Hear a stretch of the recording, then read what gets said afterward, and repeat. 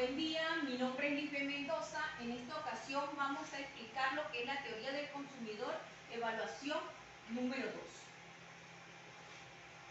La primera pregunta nos dice explicar la teoría y la utilidad y cómo esta permite explicar las preferencias del consumidor.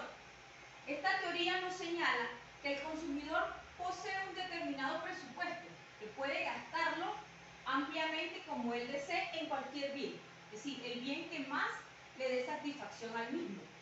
Aquí también podemos decir que la utilidad se denomina como el grado de satisfacción del consumidor con un producto a otro, es decir, que el consumidor puede comprar cualquier tipo de producto. ¿Qué concluimos de esto?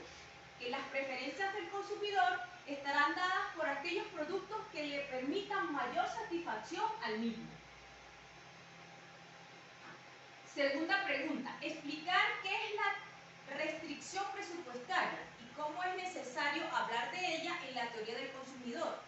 Y indicar los, perdonen la redundancia, indicadores que pueden extraer los elementos que constituyen la restricción presupuestaria. Cuando hablamos de la restricción presupuestaria, ¿verdad? Ella es un conjunto de posibilidades de consumo máximo que puede obtener hasta terminar nuestros ingresos disponibles. ¿Qué quiere decir eso? Que nosotros vamos a gastar de acuerdo al ingreso que tengamos, ¿verdad? Dichas posibilidades, ¿verdad?, se manifiestan o cómo las podemos ver en una gráfica, ¿verdad?, con la recta de balance que nos indica el presupuesto básicamente y las combinaciones de los dos bienes que vaya a consumir el consumidor. En la vida, aquí tenemos un ejemplo, en la vida real puede consumir muchos bienes, pero generalmente nuestra capacidad nos impide disfrutar de todos los bienes al mismo tiempo. Es decir, que nosotros podemos comprar varios bienes, pero dependiendo del ingreso que tengamos, vamos a consumir el que más nos dé la mayor satisfacción. La tercera pregunta nos dice, expliquen qué se basan las decisiones del consumidor y cuáles son las bases teóricas y fundamentales del equilibrio del consumidor. ¿A qué se refieren las decisiones del consumidor? Estas se refieren a las etapas de tomar la decisión el consumidor, ¿verdad? ¿Cuándo? Antes, después y durante el tiempo de cualquier producto que él vaya a consumir. El punto central de este proceso es el hecho de que la compra es generalmente valorada en términos monetarios y que el consumidor toma su tiempo para analizar las alternativas de su alcance. Como lo explicamos anteriormente, eso todo va a depender del ingreso de que tenga el consumidor para consumir el bien que más le satisfaga. Durante este proceso, ¿verdad?, el consumidor se da cuenta de cuáles son sus necesidades, bueno, lo que acabo de explicar, cuáles son sus necesidades y cuál le va a traer mayor satisfacción o la alternativa que él va a decidir en qué bien va a consumir. La base teórica que fundamenta el equilibrio del consumidor. En este punto, el equilibrio del consumidor ocurre cuando una persona encuentra la mayor utilidad y satisfacción posible en la mercancía, de la renta o su presupuesto. Es decir, el consumidor debe gastar su presupuesto limitado en los bienes que le dan mayor utilidad marginal. El cuarto punto es, escoja una función de utilidad, ¿verdad? La función de utilidad que se escogió fue donde la utilidad XY es igual a X elevado al cuadrado por Y, ¿verdad? Donde los ingresos y los precios están representados por P de X y P de Y. Ahora bien, vamos ahora a utilizar la maximización de su utilidad, que es igual a U de XY igual a X al cuadrado por Y.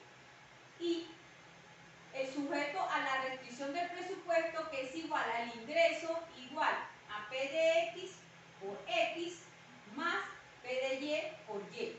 Luego vamos a utilizar la tasa marginal de sustitución, que sabemos ya que la tasa marginal de sustitución es igual igual a P de X sobre P de Y, que es esto que están aquí. Ustedes muy bien saben que son los cocientes de los precios, tanto en P de X y en P de Y.